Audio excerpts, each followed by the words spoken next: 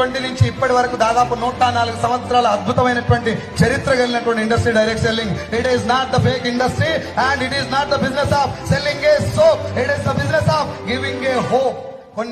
కొన్ని లక్షల మంది తలరాతలు మారుస్తున్నటువంటి వ్యవస్థ డైరెక్ట్ సెల్లింగ్.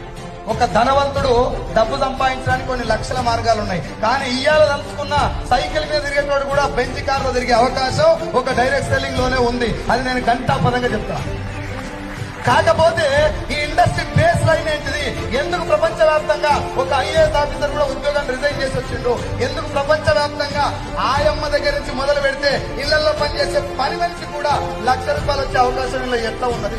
ఏం చేస్తే డబ్బులు వస్తున్నాయి? ఒరే మార్కెటింగ్ అంటే టాలెంట్ కావాలి కదా, కమ్యూనికేషన్ కావాలి కదా, స్కిల్స్ కావాలి కదా, అవేమి లేకుండా కూడా డబ్బు ఎందుకు వస్తుందంటే ఈ ఇండస్ట్రీలో ఏదో పవర్ ఉన్నది. అది నీకు నాకు తెలవాలి.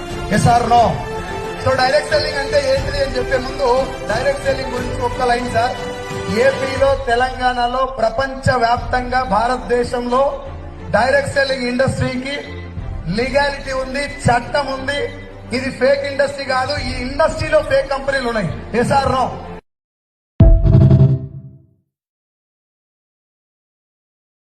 Download ShareChat.